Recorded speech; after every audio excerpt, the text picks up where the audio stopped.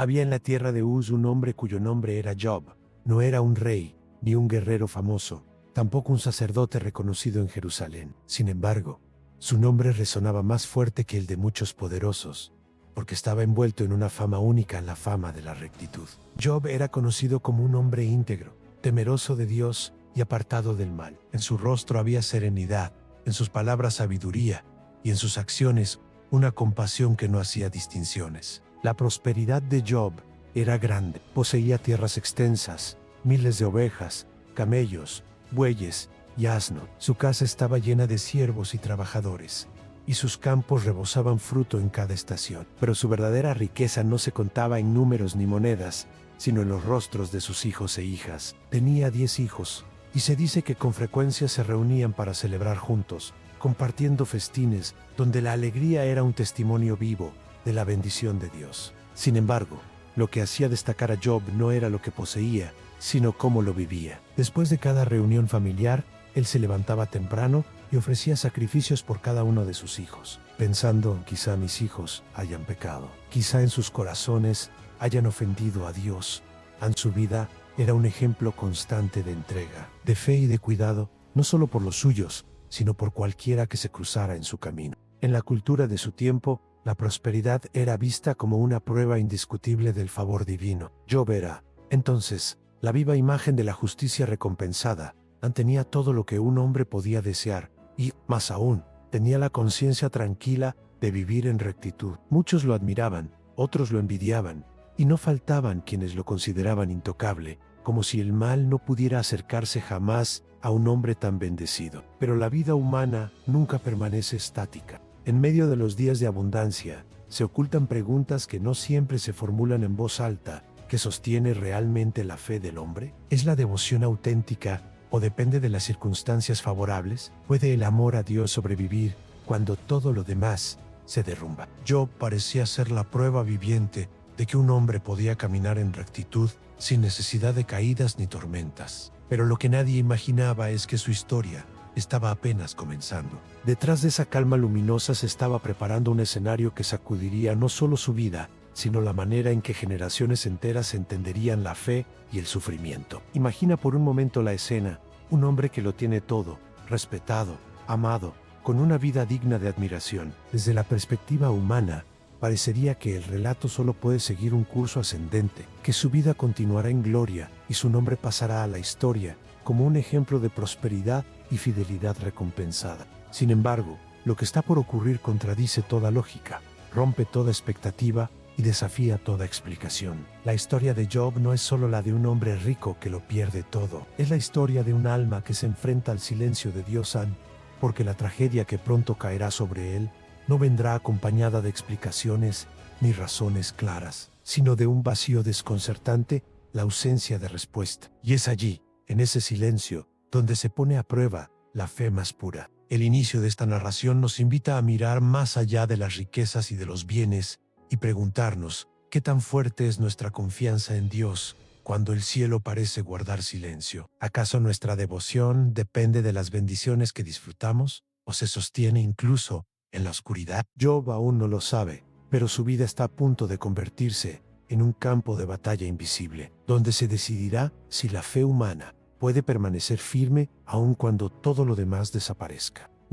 Este viaje, que empieza con la imagen de un hombre íntegro y bendecido, muy pronto dará un giro inesperado que lo conducirá al límite de su resistencia. El relato de Job se desplaza ahora hacia un escenario invisible para los ojos humanos. Mientras en la tierra la vida de Job fluía en paz, en los cielos se gestaba un diálogo que cambiaría su destino. La Escritura nos abre una ventana hacia el consejo celestial, ese lugar misterioso donde los hijos de Dios se presentan ante el Creador. Allí, entre los ángeles y mensajeros divinos, apareció también una figura inquietante en el adversario, el acusador, aquel que busca sembrar duda en lo que parece inquebrantable. Satanás se presentó ante Dios, y el diálogo que siguió es uno de los más desconcertantes y reveladores de toda la Biblia. El Señor, con pleno conocimiento, le preguntó: ¿has considerado a mi siervo Job? No hay otro como él en la tierra, un hombre íntegro, recto, temeroso de Dios y apartado del mal. Era una declaración poderosa.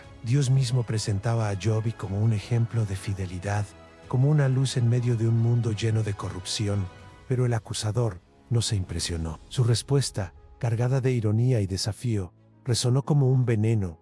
¿Acaso Job teme a Dios de balde? ¿No lo has cercado en protección a él, a su casa y a todo lo que posee? Has bendecido la obra de sus manos, y sus bienes se han multiplicado. Pero extiende ahora tu mano, toca lo que tiene, y verás si no blasfema contra ti en tu propia cara. Las palabras de Satanás revelaban una insinuación peligrosa en que la fe de Job no era verdadera devoción, sino interés disfrazado. Según el acusador, Job servía a Dios porque le convenía, porque había prosperidad de por medio, porque la bendición hacía fácil la adoración. En otras palabras, insinuaba que el amor humano hacia Dios jamás podría ser desinteresado. Este es el corazón del gran dilema.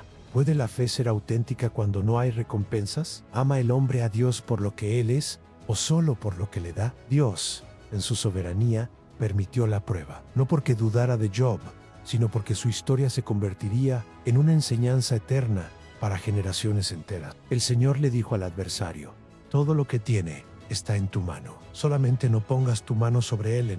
En ese instante, el destino de Job cambió para siempre, no porque Dios lo hubiera abandonado, sino porque lo había elegido para mostrar que la fe verdadera puede resistir el fuego de la adversidad.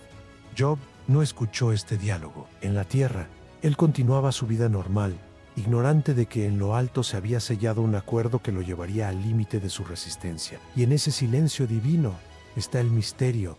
Dios no advierte, no explica, no consuela de antemano. Job, como tantos de nosotros, deberá caminar en la oscuridad, confiando en lo que no entiende. El silencio de Dios en esta escena no es indiferencia, sino el espacio donde se revela la grandeza de la fe. Porque a veces, más que en las respuestas, la fidelidad se mide en la capacidad de seguir confiando sin ver. Imaginemos la tensión en Job.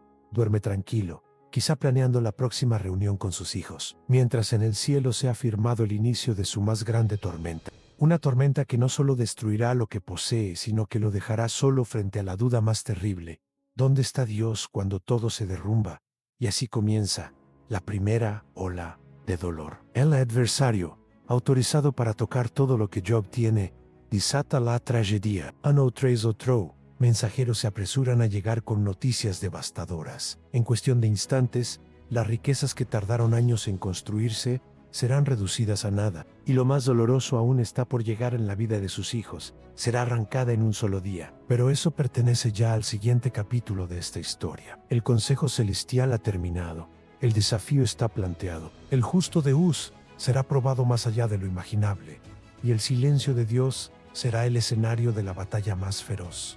La vida de Job, que hasta entonces había sido un río tranquilo de bendiciones, comenzó a quebrarse en un solo día, en una secuencia de golpes tan rápidos y devastadores que parecían irreales, como si una tormenta invisible se hubiera levantado contra él. Cada noticia llegó como un trueno, cada mensajero con palabras que pesaban como cuchillos. El primero irrumpió jadeante en medio de los campos. Apenas podía hablar, pero alcanzó a decir: los bueyes estaban arando y las asnas pastando cerca de ellos, cuando los sabeos los atacaron y se los llevaron. Mataron a los criados a filo de espada, y solo yo escapé para traerte la noticia. Antes de que Job pudiera procesar lo escuchado, llegó otro hombre, con el rostro pálido por el horror. Un fuego de Dios cayó del cielo y quemó las ovejas y a los pastores. Los consumió a todos, y solo yo escapé para traerte la noticia. Las palabras eran como golpes al corazón, pero no había tiempo para asimilar. Apenas este segundo mensajero hablaba, un tercero apareció. Los caldeos formaron 3 cuadrillas, arremetieron contra los camellos y se los llevaron, matando a los criados. Solo yo escapé para traerte la noticia. La mente de Job debía sentirse aturdida, como si estuviera atrapado en una pesadilla de la que no se podía despertar. Todo lo que había construido durante años desaparecía en cuestión de minutos, pero aún faltaba el golpe más cruel. Un cuarto mensajero llegó, con la mirada quebrada, como alguien que había visto lo imposible. Tus hijos y tus hijas estaban comiendo y bebiendo vino en casa del hermano Mayoere, cuando un viento poderoso vino del desierto. Azotó las 4 esquinas de la casa, y ésta se derrumbó sobre ellos. Todos murieron. Solo yo escapé para traerte la noticia. El mundo de Job se detuvo. No era solo la pérdida de bienes, ni la ruina económica. Era la herida más profunda que un padre podía sufrir en la pérdida de sus hijos. Todos, en un solo día. Ninguna riqueza podía llenar ese vacío. Ningún consuelo humano podía tocar semejante dolor. Las escrituras nos dicen que Job se levantó, rasgó su manto, se rapó la cabeza y se postró en tierra. No fue una reacción fría ni distante. Fue un hombre quebrado, un padre desgarrado, un corazón herido hasta lo más profundo. Y sin embargo, en medio de la ruina, de la ceniza y del llanto, de sus labios salió una confesión que ha retumbado por siglos. Desnudo salí del vientre de mi madre, y desnudo volveré allá. El Señor dio, y el Señor quitó. Bendito sea el nombre del Señor. A palabras imposibles, nacidas de un alma que no entendía nada, pero que aún en el abismo se aferraba a lo único seguro, a Dios mismo. El silencio del cielo permanecía. No hubo voz que lo consolara. No hubo explicación que lo justificara. En solo vacío, solo Job. Pero la fe de Job se alzó como una llama en medio de la oscuridad. El adversario había apostado a que Job maldeciría a Dios. Sin embargo, lo que surgió de sus labios fue adoración. Aquí yace uno de los misterios más grandes de la fe. ¿Cómo un corazón puede pronunciar bendición en el instante mismo en que está siendo desgarrado por la pérdida? La respuesta no está en la lógica humana, sino en la confianza profunda de que la vida misma pertenece a Dios. Pero el relato no termina aquí. Lo que parecía una prueba insoportable estaba a punto de intensificarse, porque el acusador no se había dado por vencido. Aún restaba una herida más al tocar la carne de Job, su salud, su propio cuerpo. Y mientras Job trataba de asimilar la magnitud de su tragedia, otra escena se abría en los cielos, donde el adversario volvía a desafiar al Creador, buscando permiso para infligir un dolor aún mayor. La tormenta no había llegado a su punto más alto. Lo peor aún estaba por venir. El cielo permanecía en silencio, pero la batalla no había terminado. Job había resistido la pérdida de todo lo que poseía, incluso la muerte de sus hijos. Sin maldecir a Dios, había caído al suelo, llorado como cualquier hombre, pero sus labios todavía pronunciaban adoración. Sin embargo, el acusador no estaba satisfecho. Una vez más, en el Consejo Celestial, se alzó su voz desafiante, piel por piel. Todo lo que el hombre tiene, dará por su vida. Pero extiende tu mano y toca su hueso y su carne, y verás si no blasfema contra ti en tu propia cara. Y Dios respondió al adversario, he aquí, él está en tu mano, pero guarda su vida. Así comenzó la segunda oleada de sufrimiento, más íntima, más humillante, más devastadora que la pérdida de riquezas y familia. Job, que había sido el hombre más respetado de la región, se vio de pronto atacado en lo más personal, en su propio cuerpo. Las escrituras cuentan que Satanás lo hirió con llagas malignas, desde la planta del pie hasta la coronilla de su cabeza. Úlceras abiertas, ardientes, que lo cubrían por completo. La piel de Job se volvió una prisión de dolor. Se sentaba en ceniza, raspándose con un tiesto de barro para aliviar la comezón insoportable. Sus noches se hicieron eternas. Sus días se volvieron insoportables. El cuerpo, que antes era fuerte y digno, ahora era un despojo que causaba repulsión a quienes lo miraban. No era solo sufrimiento físico, era humillación. El hombre que había sido grande y honrado, ahora se convertía en motivo de burla y desprecio. Nadie quería acercarse demasiado. Su enfermedad lo hacía intocable, casi como un muerto en vida. Y en medio de su agonía, la voz de quien debía ser su consuelo más cercano se levantó contra él, a su esposa, también quebrada por la tragedia. Incapaz de soportar el espectáculo de la miseria de su marido, pronunció palabras duras. ¿Aún retienes tu integridad? Maldice a Dios y muere. No era crueldad pura, sino desesperación. Quizá ella pensaba que la muerte sería una liberación. Quizá ya no podía comprender cómo alguien podía seguir sosteniendo fe en medio de tanto dolor. Pero sus palabras fueron un puñal en el corazón de Job. La soledad de su prueba se hizo más grande, porque ni siquiera su compañera de vida pudo permanecer a su lado en esperanza. Job, debilitado pero aún firme en su espíritu, le respondió con una serenidad que atravesaba el dolor, como suele hablar cualquiera de las mujeres insensatas. Has hablado. ¿Recibiremos de Dios el bien y el mal?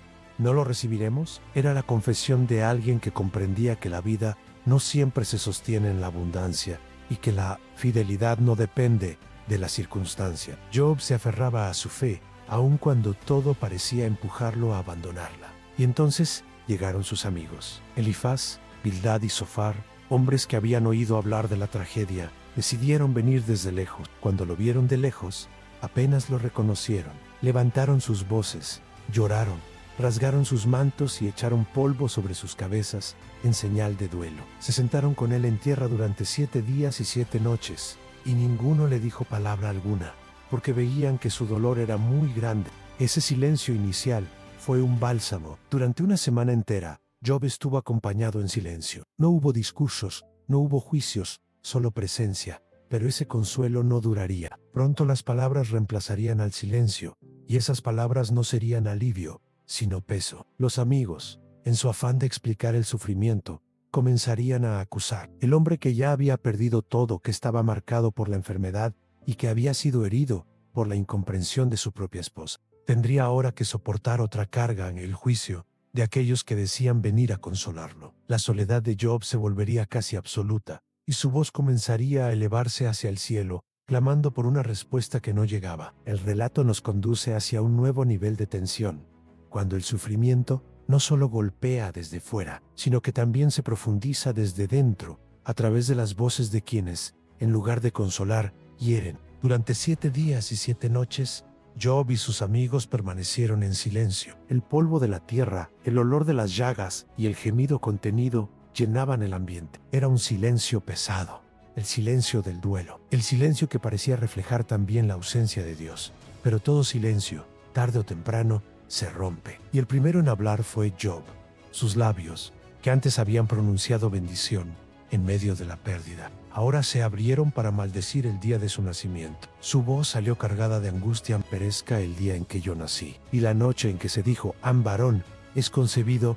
An ya no podía contener la amargura. Job no maldijo a Dios, pero sí maldijo su existencia. Deseaba no haber visto la luz, no haber respirado jamás. Su dolor era tan profundo que le parecía mejor no haber vivido que soportar el peso insoportable de su tragedia. Ese lamento fue la señal para que sus amigos hablaran, y lo que comenzó como un intento de consuelo se transformó en una serie de discursos que, en vez de aliviar, agravaban la herida. Elifaz, el primero en tomar la palabra, habló con tono de sabio experimentado. ¿Quién, siendo inocente, ha perecido? ¿Y en dónde los rectos han sido destruidos? Sus palabras insinuaban que el sufrimiento de Job no podía ser casualidad. Según su lógica, la calamidad era el resultado de algún pecado oculto. Era como si le dijera, si sufres tanto, es porque algo hiciste en Bildad.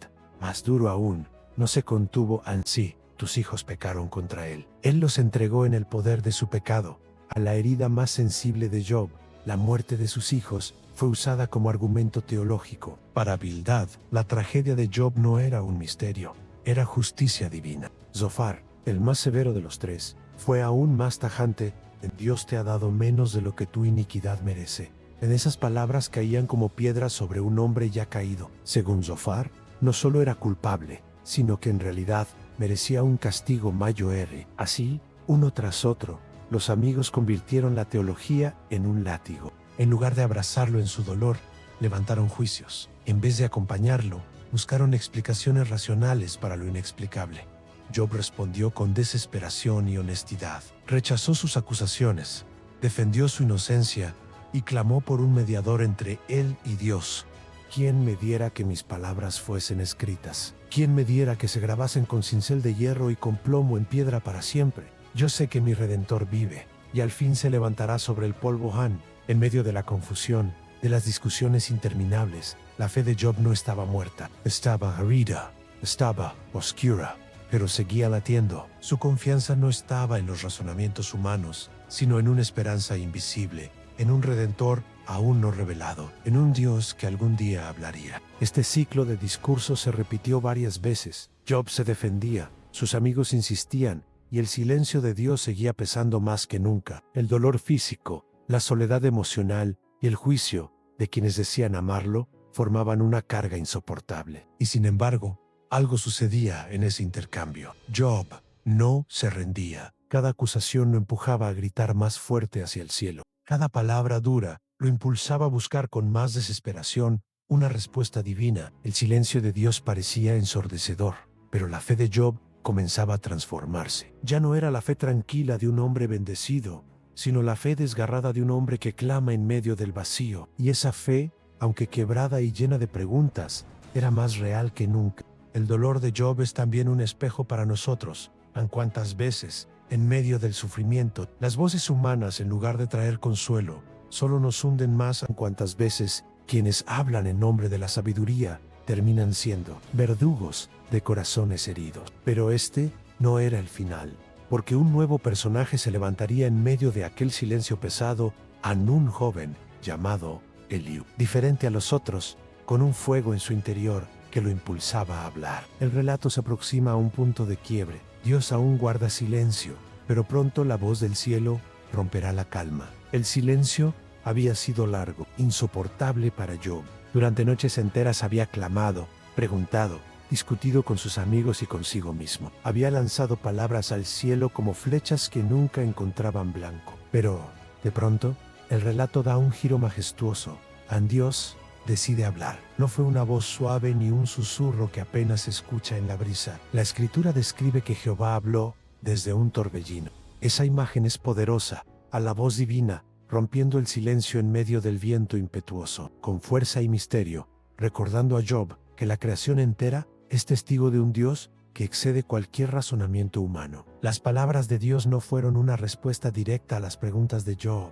No le explicó el porqué de su sufrimiento, ni reveló el diálogo celestial con Satanás. En cambio, lo llevó a contemplar lo inconmensurable de su poder. ¿Dónde estabas tú cuando puse los cimientos de la tierra? ¿Quién encerró con puertas el mar? ¿Has mandado tú a la mañana que aparezca o enseñado al alba su lugar? Estas preguntas no eran un reproche cruel, eran una revelación. Dios estaba mostrando a Job que su perspectiva era limitada, que la vida y el universo están llenos de misterios que solo Él sostiene. Job había querido respuestas concretas, pero Dios le mostró algo mayor, su grandeza, su soberanía y su cuidado. Imagina a Job, débil y lleno de llagas, escuchando esa voz que domina el trueno, que hace temblar los montes, pero que también revela belleza en lo creado. El contraste es sublima en un hombre frágil frente al Dios eterno que guía a las estrellas, que alimenta a los animales, que conoce los caminos del rayo. La tensión dramática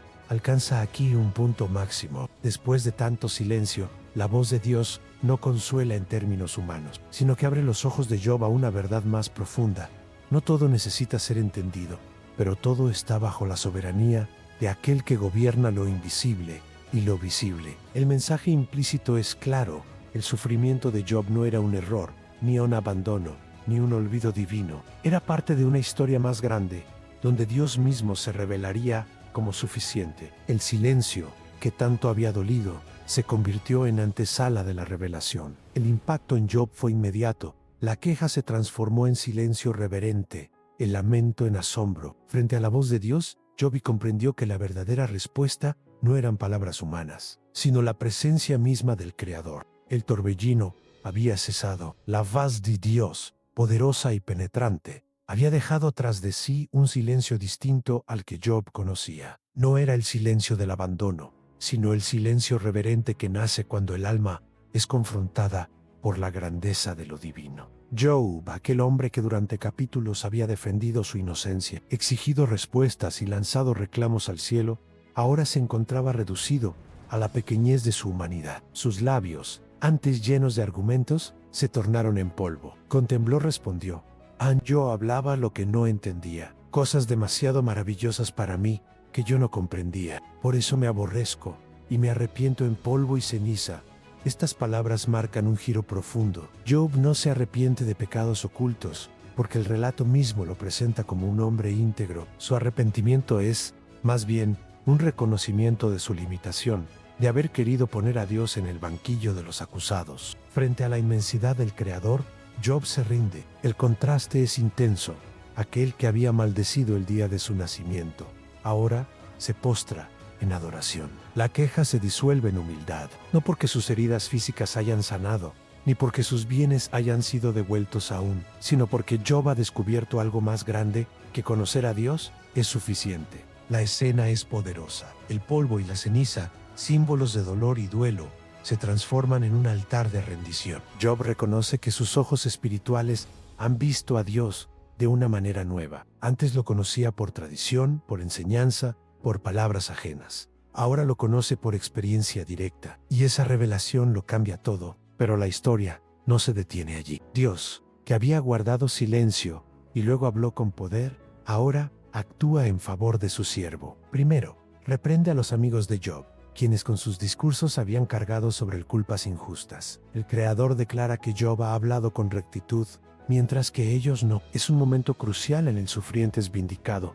y los consoladores quedan en evidencia. Dios manda a los amigos ofrecer sacrificios y encomienda a Job orar por ellos. ¡Qué ironía! Aquel que había sido acusado de estar en pecado es ahora el intercesor por quienes lo juzgaron. Job, quebrantado, pero restaurado en su espíritu, ora por sus amigos, y esa intercesión se convierte en el puente hacia su restauración total. La tensión narrativa prepara al oyente para el desenlace en Job.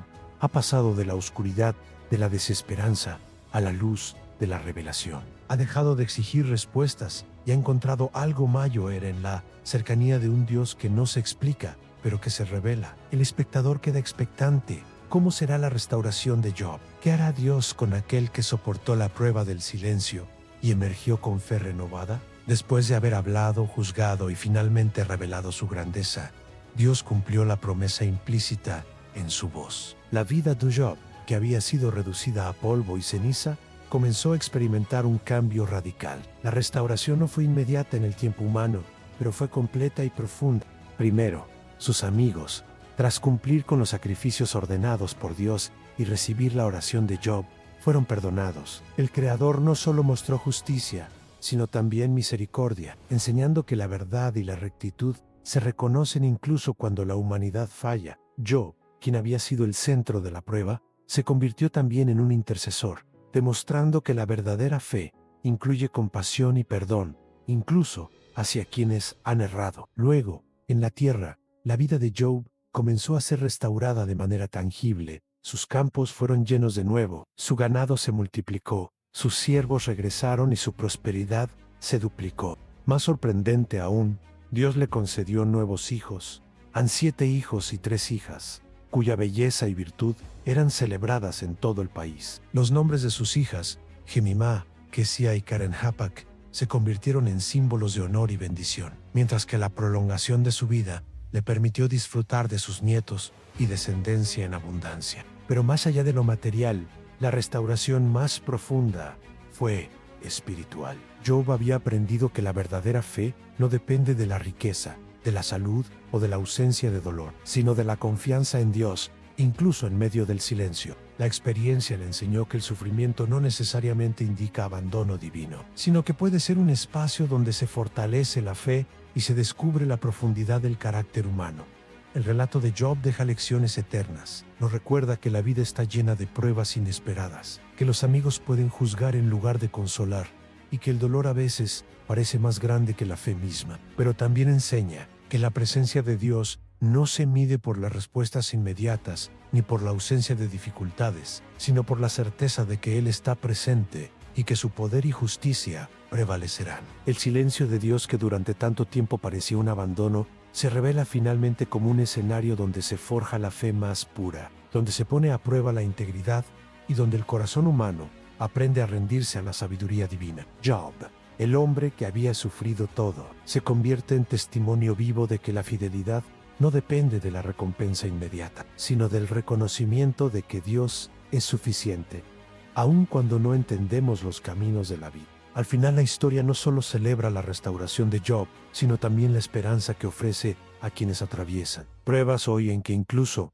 en la ausencia aparente de respuestas, la fe sostenida, la humildad y la confianza en Dios llevan a la vida plena y al reconocimiento de su gracia. El relato concluye dejando una invitación profunda para el espectador: mirar más allá del dolor, abrazar la fe en el silencio y comprender que aunque la vida pueda arrebatar lo que amamos, nunca podrá arrebatar lo que Dios ha sembrado en el alma. Job volvió a la vida con más fortaleza que nunca, y su historia quedó grabada en la memoria de todos como un faro de luz que atraviesa siglos. El hombre íntegro que resistió, sufrió y finalmente encontró la plenitud en la fidelidad y la presencia de Dios.